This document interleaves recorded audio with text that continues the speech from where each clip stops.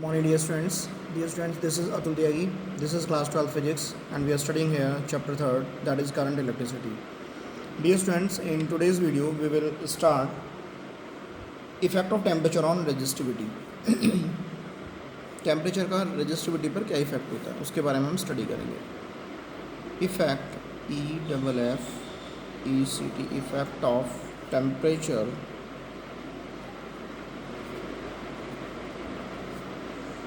On resistivity.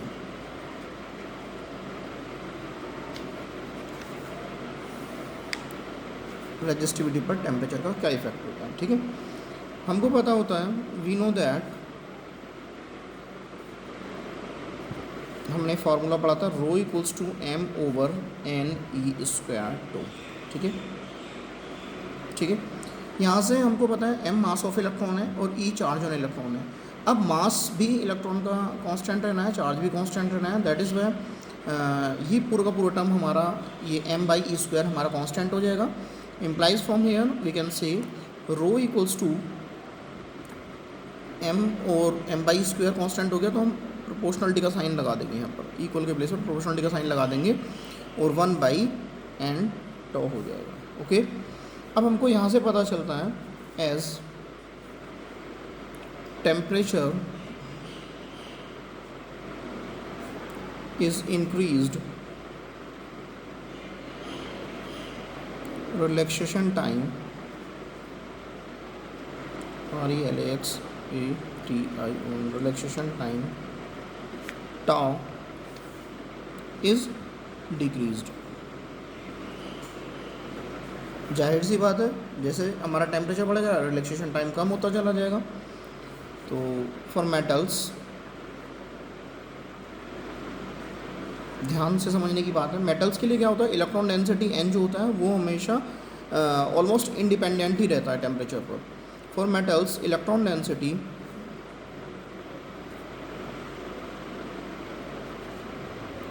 n, electron density हम n से represent करते हैं. ठीक है, electron density n is almost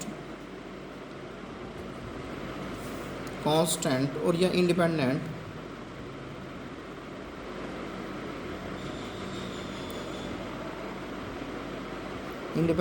of temperature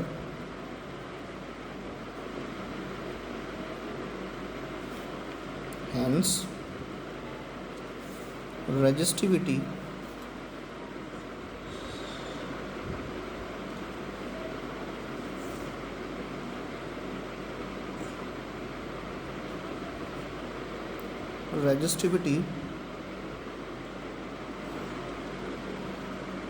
क्या होगी हमारी, कंडक्टर की रेजिस्टिविटी ऑफ मेटलिक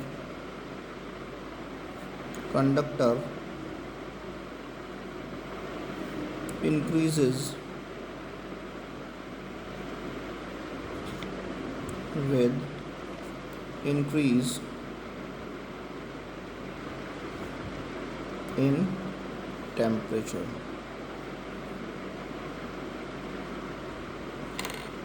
ओके, हमने जो फार्मूला पढ़ा था वो हमारा मेटल्स के लिए इस टाइप से कन्वर्ट हो जाएगा. वहाँ पर रेजिस्टेंस पहले यूज़ किया था, अब हम रेजिस्टिविटी के टर्म्स में लिखेंगे. Hence for metal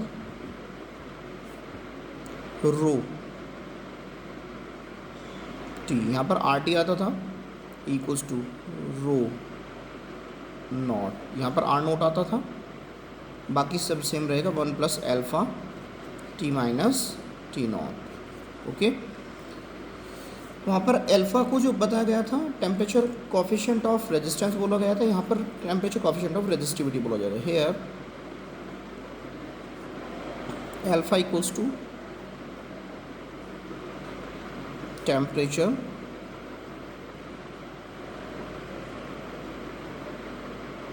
coefficient of resistivity.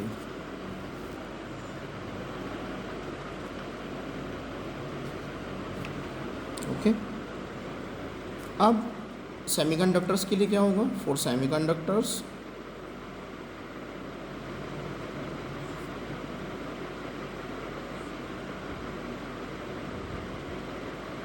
Semiconductors के लिए क्या होगा हमारा, एन इंक्रीज़ होता है जैसे जैसे टेम्परेचर बढ़ता है, ठीक है, क्योंकि होल्स भी जनरेट होते हैं।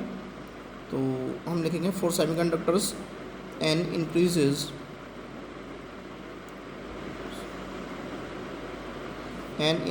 With temperature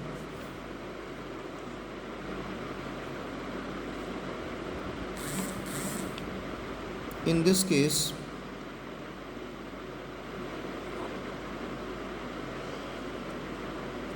this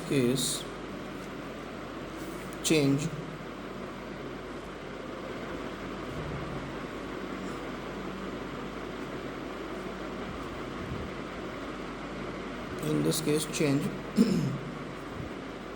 in N is more effective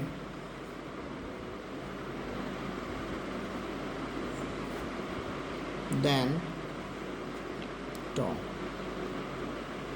वही relaxation time, so that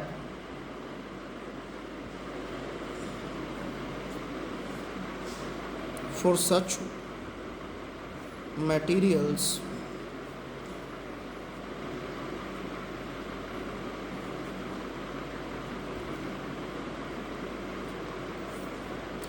rho decreases with increase in temperature,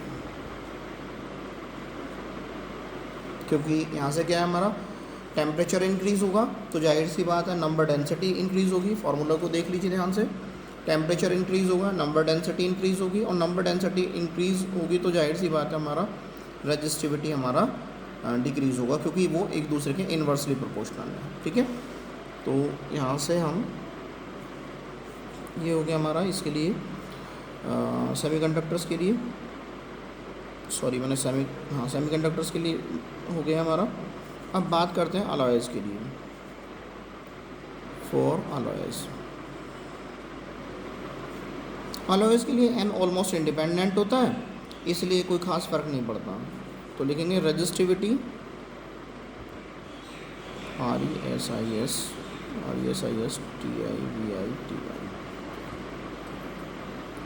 resistivity is almost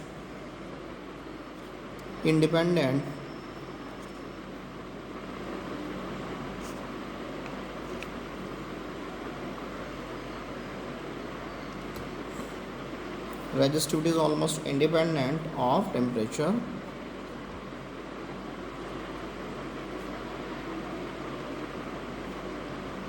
ठीक है।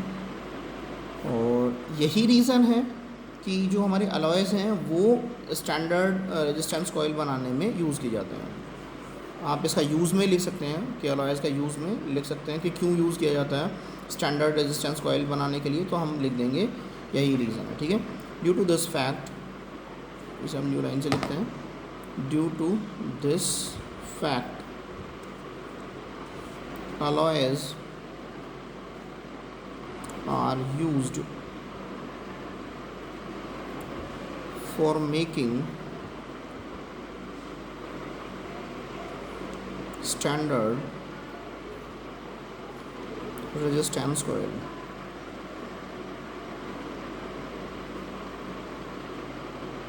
Okay.